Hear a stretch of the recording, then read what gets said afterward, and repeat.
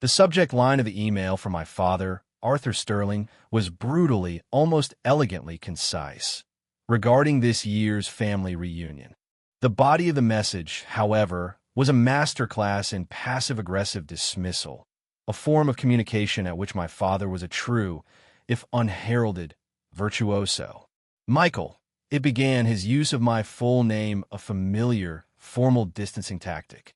After some considerable discussion with your mother and your brother, we've come to the conclusion that it would be for the best if you did not attend the annual family reunion at the lake house this year. Your presence, given your current circumstances, would likely create an atmosphere of discomfort and, frankly, disappointment for the rest of the family. We trust you'll understand that this decision is made with the family's overall harmony in mind. We'll be thinking of you, of course. My name is Michael Sterling, 49 years old, and for the past year, my current circumstances had indeed been a source of considerable disappointment to my family, though not, perhaps, for the reasons they so smugly assumed.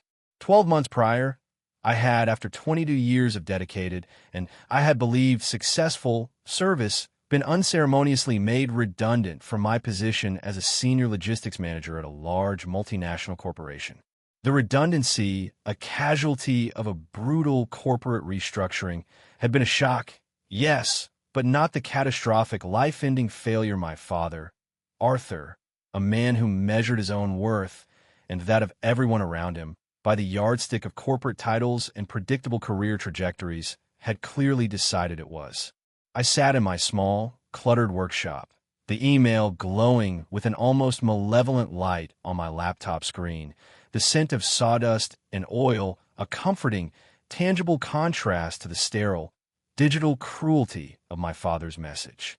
I looked at my hands, no longer stained with the ink of logistics reports, but with the honest grime of grease and wood stain. I looked at the half-finished project on my workbench, an intricate, hand-carved rocking horse, its delicate mechanisms, a complex puzzle of gears and levers, a commission for a wealthy client who valued craftsmanship over corporate synergy. I then looked back at my father's email, at his casual, callous dismissal of my very presence in my own family, a dismissal predicated entirely on his narrow, materialistic definition of success.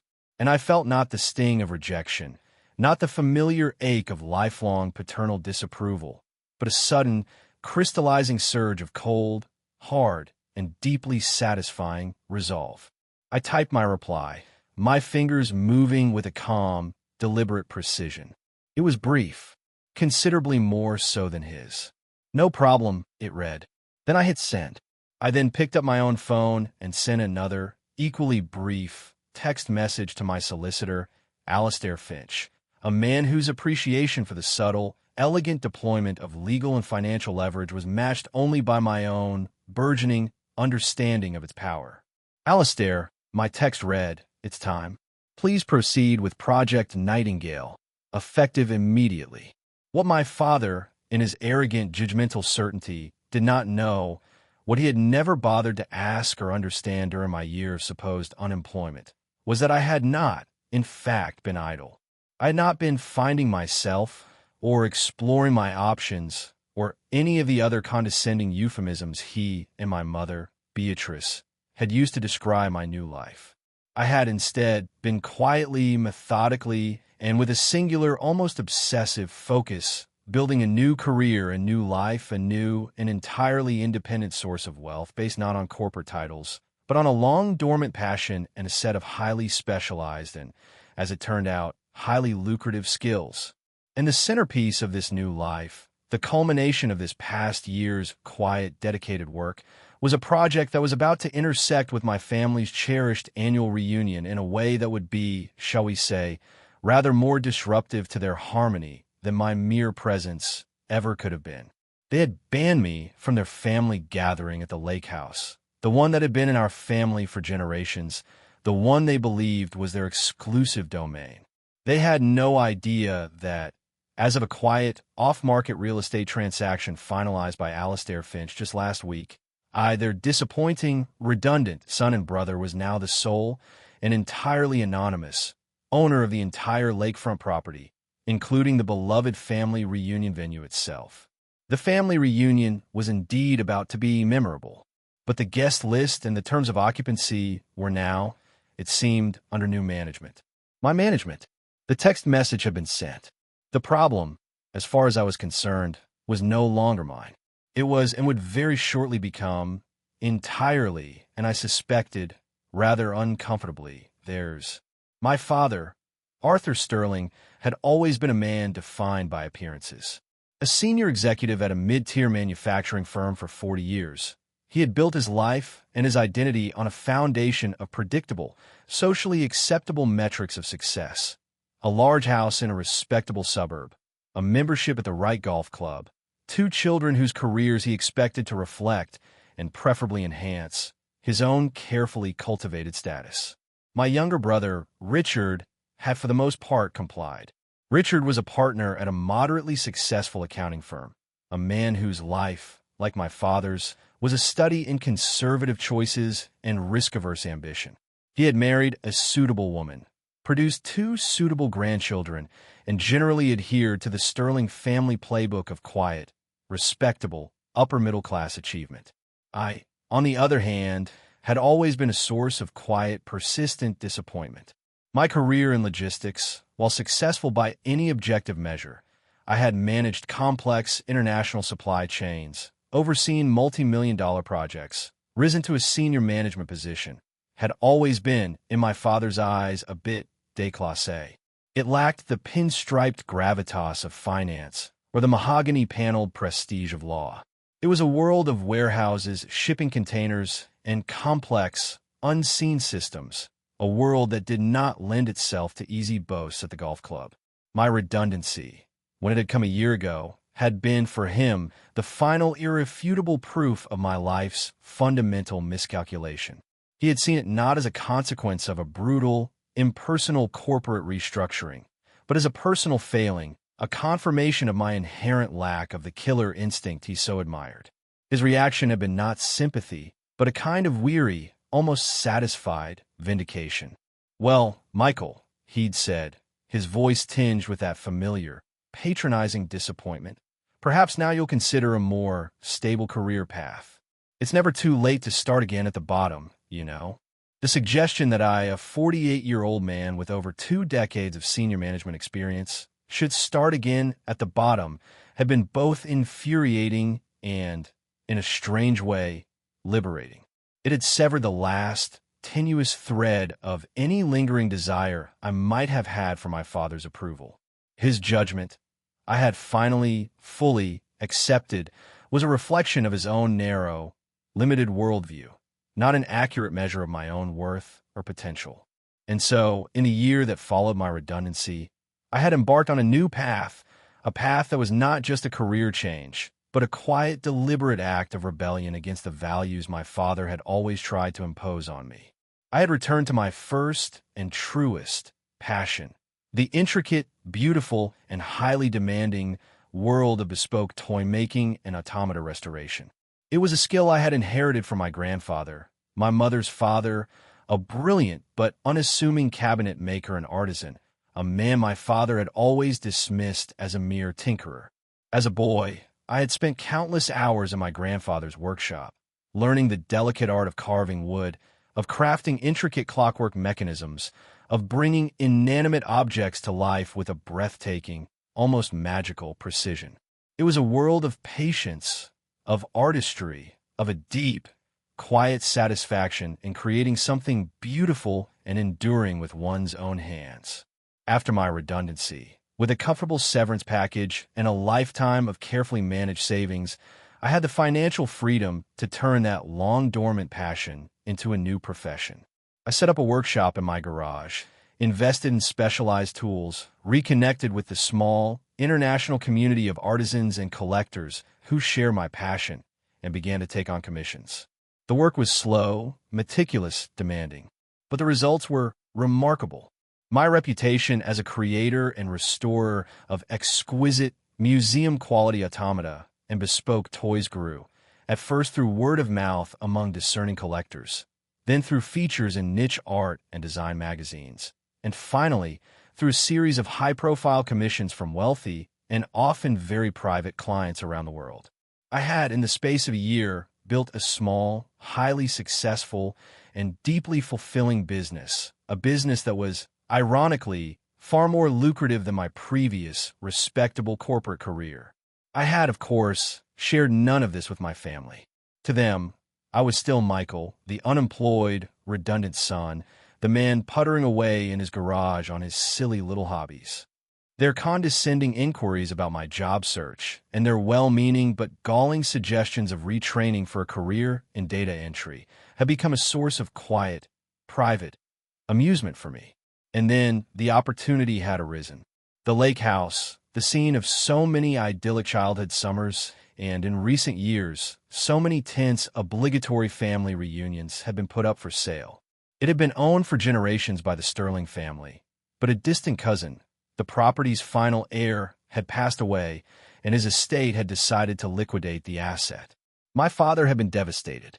The lake house was, for him, a sacred space, a symbol of the Sterling family's history, its legacy. He had lamented his own inability to purchase it, his own capital tied up in what he termed less liquid, long-term investments, a euphemism, I knew, for a series of rather ill-advised and underperforming commercial property ventures. He had even, in a moment of uncharacteristic vulnerability, expressed a fear that some nouveau riche tech billionaire would buy the place and tear it down to build some modernist glass monstrosity. That was when the idea for Project Nightingale had been born. It was audacious, perhaps even a little theatrical, but the symbolic power of it, the sheer poetic justice, had been irresistible. Through a series of discreet intermediaries and a shell corporation established by Alastair Finch, I had entered the bidding for the lake house property. My offer, generous but not conspicuously so, had been accepted. The transaction had been completed just last week, the title deeds now residing securely in a holding company for which I was the sole and entirely anonymous director. My father's email, his casual, cruel disinvitation from the family reunion, a reunion he was planning to hold at my lake house, had been the final, perfect catalyst. It had transformed my quiet, personal act of reclamation into a strategic opportunity for a rather definitive recalibration of our family dynamic. My text message to Alastair, "Proceed with Project Nightingale," had set the final phase in motion. Alastair would, on the Friday before the reunion weekend, send a formal, legally binding letter to my father, Arthur Sterling, the self-appointed organizer of the event. The letter would be from Nightingale Properties Incorporated, the new and rather publicity-shy owners of the lakefront estate. It would politely, but firmly, inform Mr. Sterling that a previously scheduled private event, a corporate retreat for our senior partners, had been inadvertently double-booked for that same weekend, and that, regrettably, the Sterling family reunion would have to be canceled, or rather, as the letter would so delicately put it, postponed to a later, mutually agreeable date, subject to venue availability and the settlement of any outstanding contractual obligations regarding unauthorized use of the property. My father, I knew, had not signed any formal rental agreement. He had simply assumed, with his usual patriarchal arrogance, that his family's historical connection to the property granted him de facto rights to its use. He was about to receive a rather abrupt and legally binding lesson in the difference between sentimental attachment and actual, documented, ownership. The harmony of the Sterling family reunion was indeed about to be disturbed, and I, the useless, redundant son, would be observing the fallout from a comfortable and entirely proprietary distance. Alastair Finch's letter, a masterpiece of polite but unyielding corporate legalese, was delivered by courier to my father's imposing suburban home on the Friday afternoon before the reunion weekend. I had, through Alastair, arranged for a copy to be sent simultaneously to my brother, Richard, just to ensure that the lines of communication within the Sterling family high command were, for once, operating with maximum efficiency. The reaction, as relayed to me later that evening by my solicitor, who had received a series of increasingly frantic and indignant phone calls from both my father and my brother, was entirely predictable. And I must confess, deeply if grimly satisfying. My father, Arthur, had apparently been the first to call, his voice, according to Alastair, a sputtering volcano of disbelief and outrage. Nightingale Properties Incorporated? He had reportedly boomed down the phone line at Alastair's unfortunate legal assistant. Who in God's name are Nightingale Properties Incorporated? We've been holding our family reunion at that lake house for 50 years. This is an outrage, an absurdity. There must be some mistake. Alastair's assistant, a young woman of formidable composure whom Alastair had personally trained in the art of deflecting irate, entitled patriarchs, had calmly explained that there was no mistake. The property had indeed been sold, the transaction was legally complete, and the new owners, while deeply apologetic for the unfortunate scheduling conflict, were well within their rights to cancel any unauthorized and uncontracted use of their private property. She had then politely suggested that any further inquiries be directed to her superior, Mr. Alastair Finch, who would be happy to discuss the matter during normal business hours on Monday morning. My brother, Richard, had been next, his approach, as always, slightly more strategic, but equally ineffective. He had demanded to speak to the principals of Nightingale Properties Incorporated directly, clearly intending to leverage his own modest status as a partner in an accounting firm to negotiate a more favorable outcome. Alastair's assistant had again, with unwavering politeness, stonewalled him, reiterating that all communications were to be handled through their legal counsel. The idea that they, the Sterlings, a family of such self-proclaimed local prominence, could not simply bulldoze their way through this inconvenient administrative hurdle was clearly a concept they were struggling to grasp. The weekend, I imagined, was a long and frustrating one for them. The family reunion, that sacred annual testament to Sterling solidarity and patriarchal tradition, was in tatters. The caterers had to be canceled, the dozens of invited relatives informed of the unforeseen circumstances, the carefully laid plans for a weekend of boating, barbecuing, and subtle but persistent critiques of my life choices, all dissolved into a morass of logistical chaos and social humiliation. I, meanwhile, spent a quiet, peaceful weekend in my workshop, putting the finishing touches on the intricate clockwork mechanism of the hand-carved rocking horse, its smooth, rhythmic motion a soothing counterpoint to the distant, imagined cacophony of my family's thwarted expectations. I felt no guilt, no remorse, only a quiet, clean sense of a long-overdue rebalancing of the scales. On Monday morning, my phone buzzed with a text from Alastair. "They're here, Arthur and Richard, in my waiting room, looking apoplectic. Shall I proceed as planned?" I texted back a single word, "Proceed." The plan Alastair and I had devised was simple, elegant, and designed for maximum psychological and legal impact. Alastair would meet with them, express his clients, the anonymous Nightingale Properties Incorporated's deep regret for the unfortunate cancellation, and then, as a gesture of goodwill, he would offer them a potential solution. My client, Alastair would explain, his voice a model of reasonable conciliation, is not an unreasonable entity. They understand the Sterling family's long and sentimental attachment to the property. And while they are not, at this time, prepared to sell, they might be open to discussing a long-term, exclusive use lease agreement with the family, a way to ensure that the Sterling family reunion can continue, uninterrupted, for generations to come. This, I knew, would be the bait. The prospect of regaining control, of securing their cherished family tradition, would be irresistible to my father and brother. They would immediately start talking about terms, about costs, their minds already calculating, already reasserting their perceived dominance. And then, Alastair would set the trap. Of course, he would continue, his tone still perfectly reasonable. Any such long-term lease agreement, given its significant financial and legal implications, would require the full and unanimous consent of all primary Sterling family members, as defined by your own family's historical use of the property. This would naturally include Mr. Michael Sterling. I could almost picture the scene in Alastair's office. The stunned silence, The dawning, horrified comprehension on my father's and brother's faces as they realized that the very son and brother they had so cruelly and deliberately excluded was now, through a bizarre and inexplicable twist of fate, the one person whose consent, whose signature, they desperately needed to reclaim their own cherished legacy. The power dynamic, so long and so comfortably skewed in their favor, would be, in a single devastating moment, completely and irrevocably inverted. And that was just Phase 1 of Project Nightingale's full deployment. Phase 2, the reveal of the true identity of Nightingale Properties Incorporated's managing partner, was a surprise I was saving for a more opportune moment.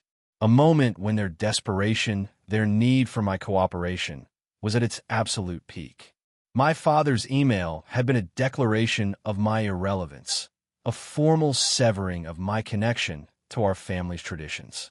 He had no idea that in doing so, he had handed me the very tool I needed to become the unexpected and entirely unavoidable gatekeeper of those traditions. The useless son, the redundant manager, was about to demonstrate a rather keen and hitherto unsuspected aptitude for a different kind of management altogether, the management of his own, and now their destiny. The family reunion was indeed about to be discussed, but the terms of that discussion had changed dramatically. The meeting in Alastair Finch's office unfolded, according to his later, gleeful account, almost exactly as we had planned. My father and brother, after their initial, impotent blustering, had indeed seized upon Alastair's offer of a long-term lease agreement for the lake house with a desperate, almost pathetic eagerness.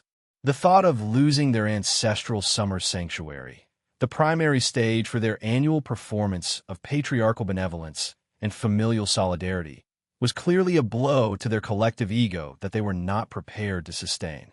They had immediately and predictably begun to talk about terms, about how such a lease could be structured, their minds already reasserting their perceived control over the situation. Richard, the accountant, had even started to sketch out some preliminary financial models on a notepad, a man entirely oblivious to the fact that he was negotiating with a phantom, a corporate entity whose true identity would render all his calculations moot. And then, Alastair had delivered the coup de grace, the quiet, almost casual mention of the necessity of my unanimous consent as a primary family member for any such long-term agreement. The effect, Alastair reported, had been profound. My father had apparently gone a rather alarming shade of puce, his usual booming voice reduced to a strangled whisper. Richard had simply stared at Alastair, his face a mask of stunned, uncomprehending disbelief.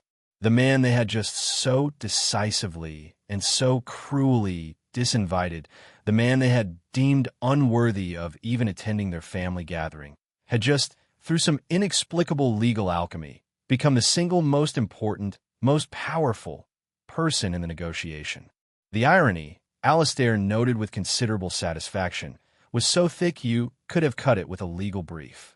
Their attempts to contact me, of course, began almost immediately.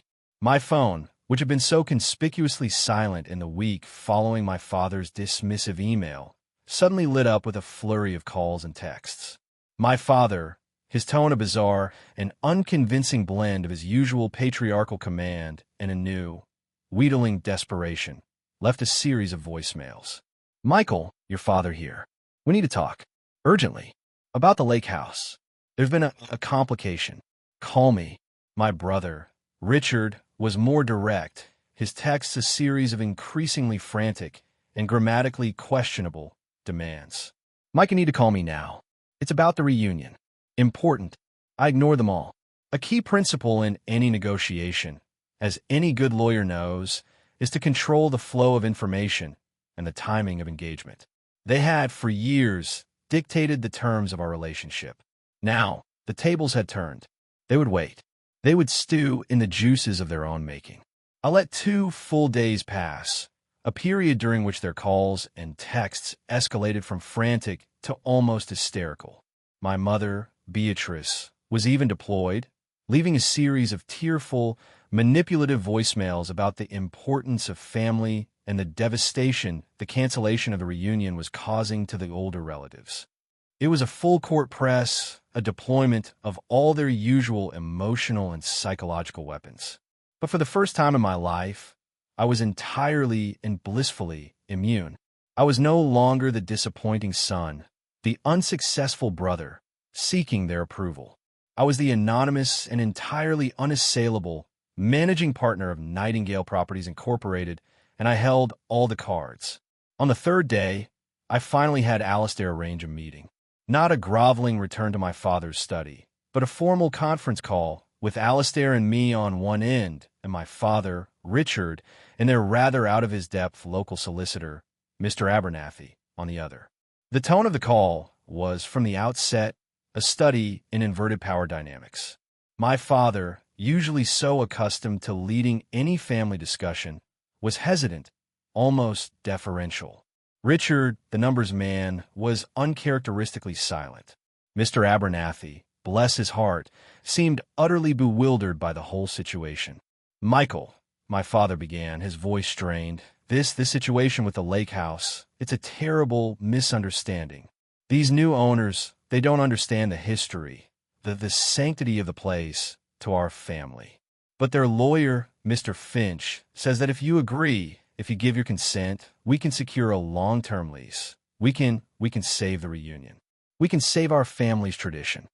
I let him finish a quiet, almost academic interest in his newfound appreciation for my role in preserving family tradition.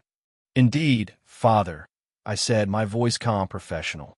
"Alistair has briefed me on the proposal. A long-term lease does seem like a plausible solution.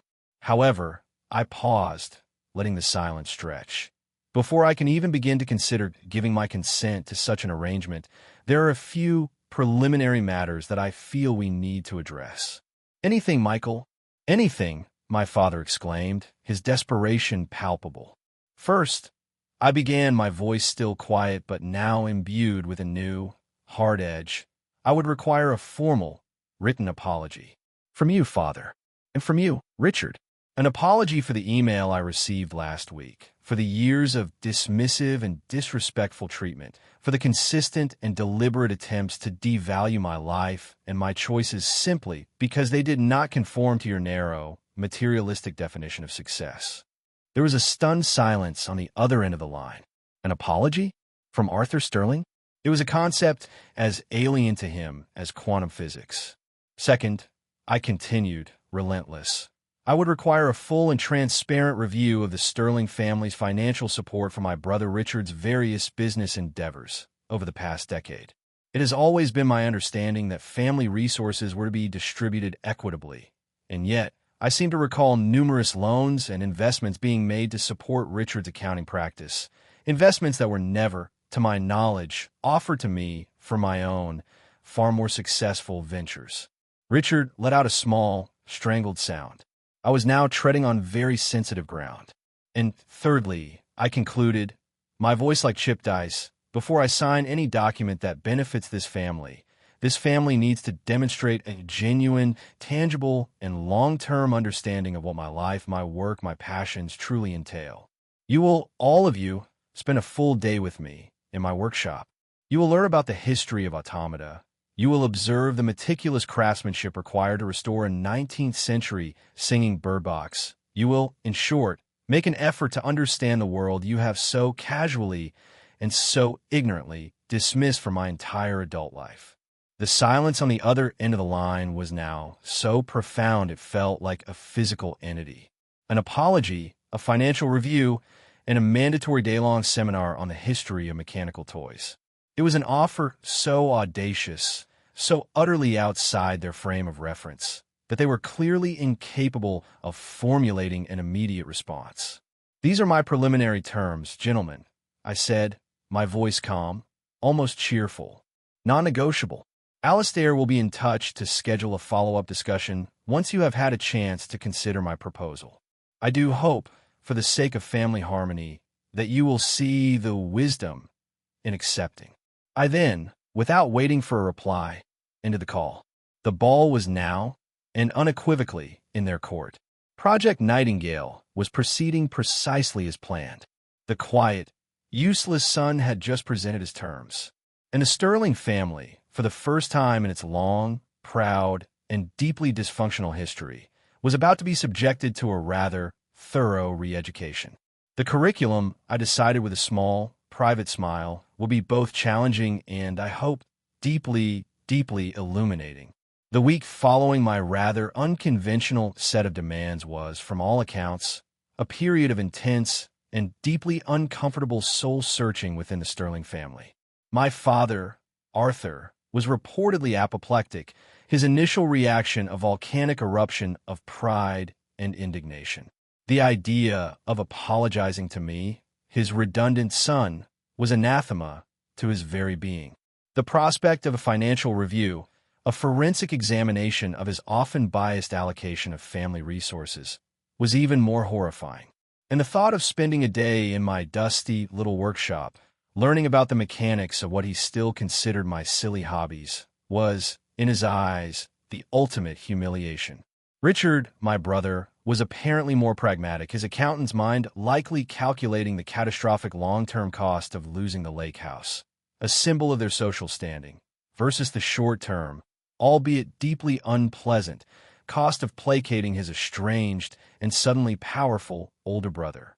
And my mother, Beatrice, according to the discreet but invaluable intelligence network provided by my long-suffering Aunt Agatha, my mother's sister, a woman who had her own long-standing grievances with my father's domineering nature, was in a state of near-constant hysteria, caught between her husband's wounded pride and her own desperate desire to preserve the family's traditions, and more importantly, its social facade. In the end, it was a combination of pressure from the wider family, aunts, uncles, cousins, all of whom cherished the annual reunion and were appalled at the prospect of its permanent cancellation, and the cold, hard, legal reality presented by their now thoroughly chastened solicitor, Mr. Abernathy, that forced their hand.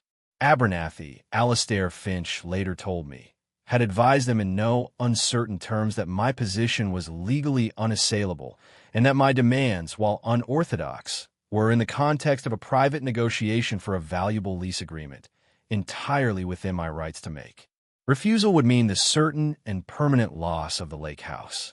And so, with a reluctance that was almost palpable even over the phone, my father called Alastair Finch, and, his voice tight with a barely suppressed rage, agreed to my terms. The re-education of the Sterling family was scheduled for the following Saturday. The day dawned bright and clear, a perfect autumn morning. They arrived at my workshop, a large, converted barn behind my modest but comfortable home, looking for all the world like a delegation of hostile foreign dignitaries being forced to attend a cultural exchange program in a particularly backward province. My father's face was a mask of thunderous disapproval. Richard looked deeply uncomfortable, his usual smooth, professional demeanor replaced by a kind of wary apprehension. Beatrice just looked miserable. I greeted them with a polite, almost cheerful calm. "Father, Mother, Richard, welcome to my world. Coffee is on. Please, make yourselves comfortable, or as comfortable as one can be when surrounded by the tangible evidence of a misspent life." My father flinched at the subtle barb. Richard had the grace to look momentarily ashamed. I then began their tour. I didn't lecture. I didn't gloat. I simply, and with a genuine passion that I made no attempt to conceal, explained the history, the mechanics, the artistry of the pieces I was working on. I showed them the intricate, almost microscopic clockwork of a 19th century automaton, a peacock that, when fully restored, would strut, fan its tail, and turn its head with a breathtakingly lifelike grace. I explained the complex mathematics of the gear trains, the delicate art of handcrafting a replacement feather from brass and silk, the patient, almost meditative process of cleaning and reassembling a mechanism containing over 1,000 individual parts. I showed them the preliminary sketches for my own creations, a series of complex, whimsical automata based on characters from classic literature, a project I had been quietly developing for years. I explained the fusion of art and engineering, of storytelling and mechanics, that so fascinated me. At first, they were sullen, resistant, their expressions a mixture of boredom and barely concealed contempt.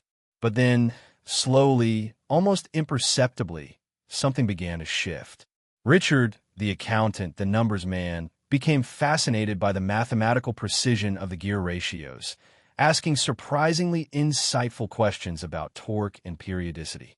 Beatrice, a woman who, for all her social pretensions, did possess a genuine, if often misdirected, appreciation for beauty, was captivated by the sheer, exquisite craftsmanship of the antique pieces, by the delicate hand-painted enamel work, by the artistry of the tiny, articulated figures.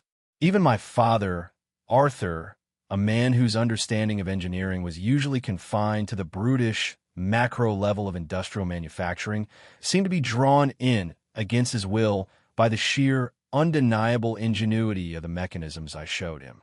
He picked up a half-finished component, a small, intricate brass cam, and turned it over and over in his hands, his brow furrowed in a concentration I hadn't seen from him in years. The turning point came in the afternoon, when I unveiled my masterpiece, the hand-carved rocking horse I had been working on for the past year. It was a magnificent creature, carved from a single piece of reclaimed oak, its movement not the simple back and forth of a child's toy, but a complex, multi-axis motion that perfectly replicated the gentle, rocking canter of a real horse, all achieved through an intricate, entirely concealed, internal clockwork mechanism of my own design. I placed it on the floor and set it in motion. It moved with a silent, fluid grace that was almost hypnotic. For a long moment, the workshop was silent, the only sound the faint, almost inaudible, whirring of the gears within the horse. Then my father, his voice a hoarse, almost choked whisper, said, "My God, Michael, that's not a toy. That's a work of art, a piece of engineering genius." He looked at me then, really looked at me, and for the first time in my adult life, I saw not disappointment, not condescension, not disapproval, but a flicker of something else, a dawning, bewildered, and entirely undeniable respect. The day concluded with the signing of the formal apology, a document drafted by Alastair Finch that was as comprehensive as it was, for my father, deeply humiliating. The financial review was scheduled for the following week, and the lease agreement for the lake house, contingent on their continued good behavior and their adherence to all my terms, was in process. As they prepared to leave, my father paused at the door of the workshop. "Michael," he said, his voice still gruff, but with a new note of something I couldn't quite identify. Humility? Regret? The rocking horse. Who is it for? "It's a commission, Father," I replied, "for a client in Geneva, a rather well-known collector of unique mechanical art." He nodded slowly. "And do you make a good living from this hobby of yours, son?" I allowed myself a small, quiet smile. "Let's just say, Father," I replied, "that the proceeds from this one commission alone would be sufficient to purchase the lake house outright, with enough left over for a rather substantial donation to a charity of my choice. Perhaps the National Association of Redundant but surprisingly solvent artisans." He stared at me, his mouth slightly agape, the full, staggering financial implications of my useless life finally, comprehensively, dawning on him. The re-education of Arthur Sterling, I thought with a quiet, internal satisfaction, was proceeding precisely on schedule. The final exam, the financial review, was next, and I had a feeling he was not going to enjoy his grade. The financial review, held the following week in Alastair Finch's intimidatingly formal conference room, was a subdued and deeply uncomfortable affair for my father and brother. Faced with Alastair's and my own forensic examination of the Sterling family's financial history, a history I knew almost as well as they did, they had no choice but to concede the undeniable truth that for years, family resources had been disproportionately directed towards Richard's various personal and professional endeavors, while my own, less conventional, career path had been met with a complete lack of financial encouragement or support. The loans to Richard, it was revealed, had often been forgiven without my knowledge. The investments in his accounting firm had yielded little to no return for the family trust, yet had never been called into question. My father, when confronted with the stark, black-and-white data of his own biased patronage, had no defense. He sat in silence, his usual bluff confidence replaced by a kind of gray, weary resignation. Richard, for his part, looked deeply, profoundly ashamed. The outcome was a legally binding agreement, drafted by Alastair, that restructured the future distributions of the family trust to correct the historical imbalance. A significant portion of Richard's future share was to be redirected to a new trust established for my benefit, a quiet, effective recalibration of the family's financial landscape.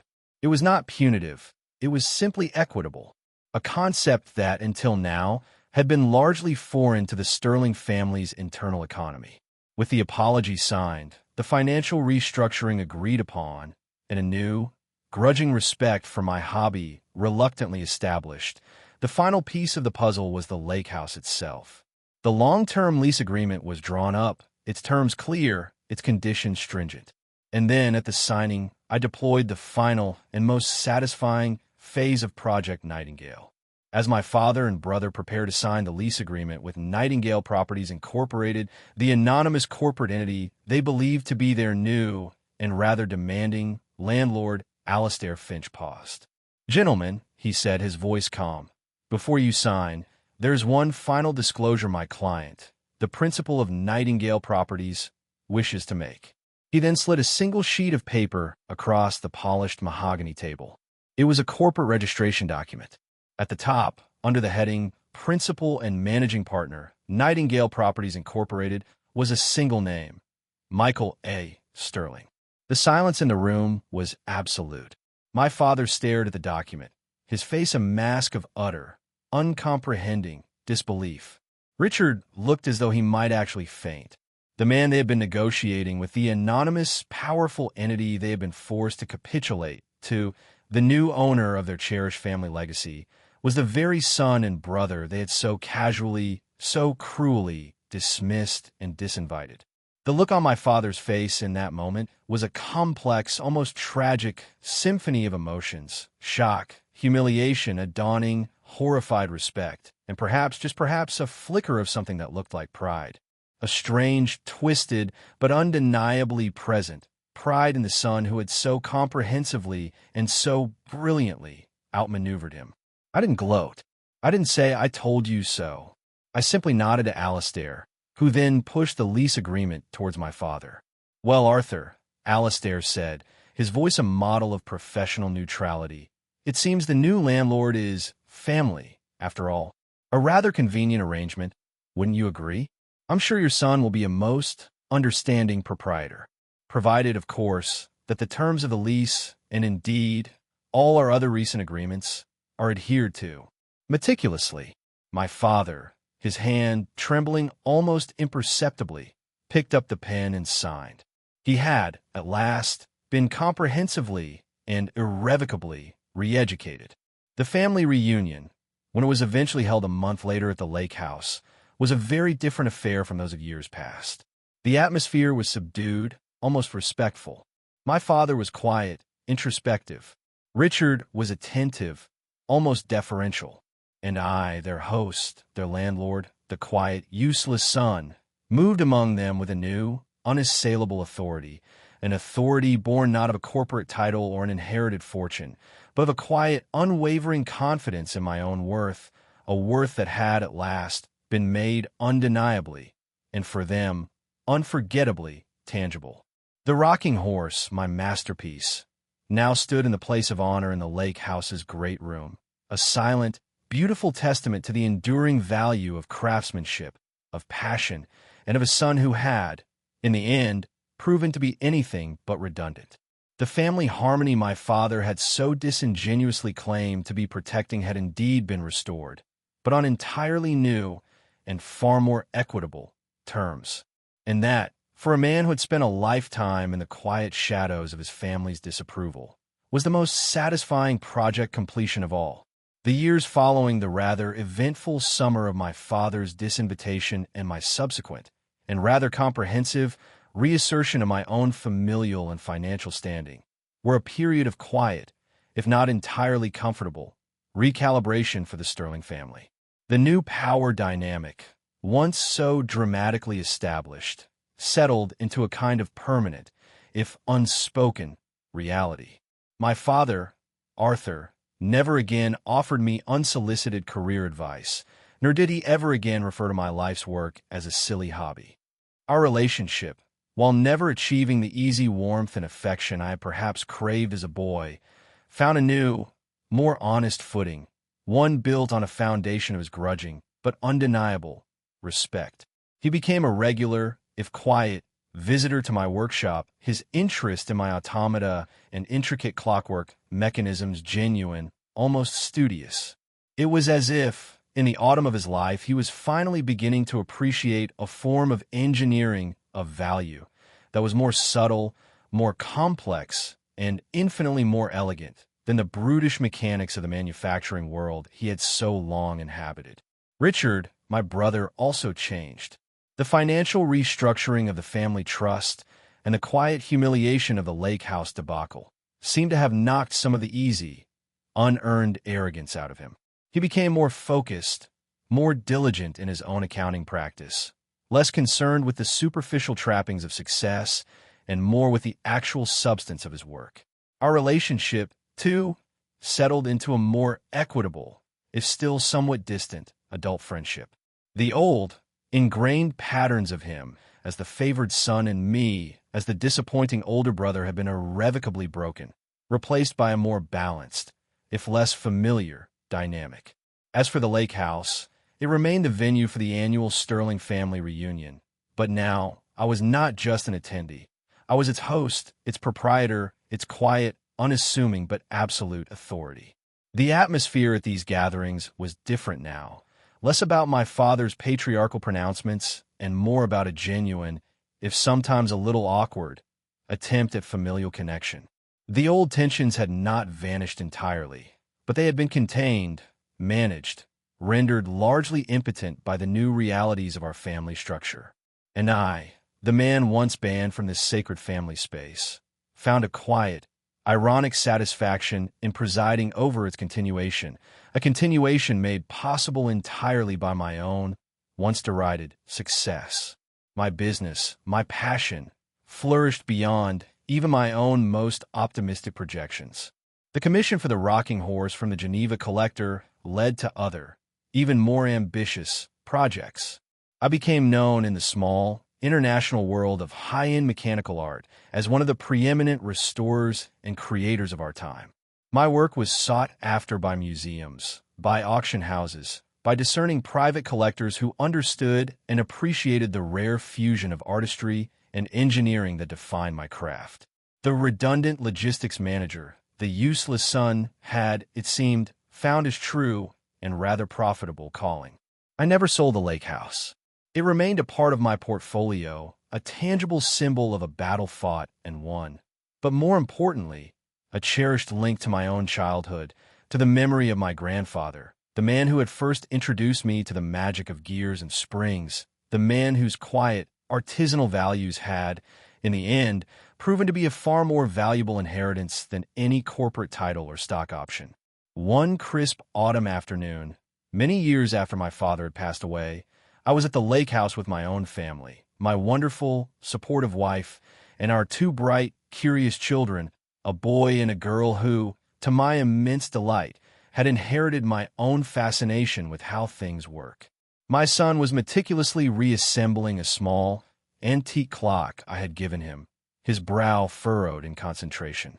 My daughter was sketching a design for a whimsical, wind-powered automaton of her own devising. I was sitting on the porch, a cup of tea in my hand, watching them, a profound sense of peace and contentment washing over me. The rocking horse, my rocking horse, still stood in the great room, a silent, beautiful sentinel, a testament to a turning point in my life. My father's email, his cruel, dismissive words, now seemed like a dispatch from a distant, almost forgotten past.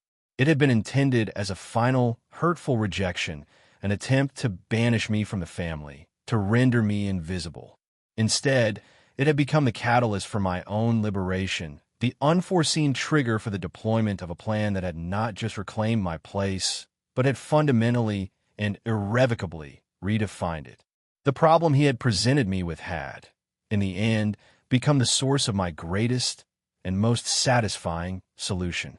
The harmony of the Sterling family had indeed been preserved, but it was a new kind of harmony, one built not on a foundation of unexamined prejudice and patriarchal entitlement, but on a new, more honest, and ultimately, more resilient structure of mutual respect, a structure I, the quiet, underestimated son, had in my own way meticulously and successfully engineered. The final account on that long and complex family ledger was one of quiet, satisfying, and entirely equitable balance. The legacy of that eventful summer continued to resonate through the years, a quiet but powerful undercurrent in the evolving narrative of the Sterling family. The lake house, under my careful stewardship, remained a cherished family gathering place, but its atmosphere was forever changed. The old, rigid hierarchy, with my father at its apex, had dissolved, replaced by a more relaxed, more equitable, and infinitely more pleasant dynamic. My brother, Richard, having navigated his own period of professional and personal recalibration, eventually found a measure of contentment in a smaller, more specialized accounting practice, one that valued his meticulous nature over the aggressive, high-stakes maneuvering he had never truly been suited for. He became a devoted father and a surprisingly supportive, if still somewhat reserved, brother. The financial restructuring of the family trust, the one that had so shocked him, had in the long run been a blessing in disguise, freeing him from the immense pressure of my father's expectations and allowing him to forge his own, more authentic path. My mother, Beatrice, in her widowhood, seemed to find a new, quieter version of herself. Freed from the role of social orchestrator for my father's ambitions, she rediscovered simpler pleasures: her garden, her grandchildren, her long-neglected love for watercolor painting. Her relationship with me, while never achieving a deep intimacy, settled into a kind of gentle, respectful truce, her old, casual condescension replaced by a quiet, almost bewildered admiration for the life I had built. As for me, my work continued to bring me both profound personal satisfaction and considerable financial success. I established a small foundation in my grandfather's name dedicated to supporting young artisans and craftspeople, providing scholarships and workshop grants for those pursuing careers in the traditional, often overlooked, arts of woodworking, metalworking, and mechanical craftsmanship. It was my way of honoring his legacy and of pushing back, in my own quiet way, against a world that too often valued a corporate title over a skilled hand, a balance sheet over a beautifully made object. My children grew up with a very different understanding of success than the one I had been raised with. They saw that a life of passion, of dedication to a craft, of quiet, focused excellence could be as valid and as rewarding as any path dictated by convention or tradition. They spent many happy hours in my workshop, learning not just the mechanics of gears and levers, but the value of patience, of precision, of the deep, quiet joy of creating something beautiful and enduring with one's own hands. One day, many years later, my son, now a young man himself, a successful software engineer with a passion for elegant, minimalist design, was visiting me at the lake house. We were sitting on the porch, watching the sunset paint the lake in hues of orange and gold. "Dad," he said, his voice thoughtful, "I was thinking about that story you told me once, about Grandpa Arthur and the email he sent you, banning you from the reunion." I smiled, the memory now a distant, almost amusing anecdote. "I remember. It's funny, isn't it?" he continued. "He tried so hard to push you out, to make you feel like you didn't belong. And in the end, you ended up owning the whole place. You became the one who kept the tradition alive, but on your own terms. It's like the ultimate quietest mic drop in family history." I chuckled. "I suppose that's one way to look at it, son." The truth, as I had come to understand it, was a little more complex, a little more nuanced. It wasn't about victory, not really. It was about recalibration. It was about the slow, patient, and ultimately irresistible assertion of true value over perceived status. My father had sent his email, his final dismissive judgment, believing he was closing a door, ending a chapter. He had no idea he was simply, and with a profound, almost cosmic irony, handing me the key to a different door, a door that opened onto a future he could never have envisioned, a future where his useless, redundant son would become the quiet, unassuming, but absolute custodian of his most cherished legacy. The problem he had created had, in the end, become the very instrument of its own, and my own, most satisfying and most definitive solution. And in the quiet hum of the workshop, in the laughter of my children, in the peaceful, enduring beauty of the lake house, that solution continued to resonate. A quiet, harmonious, and entirely, satisfyingly complete mechanical marvel.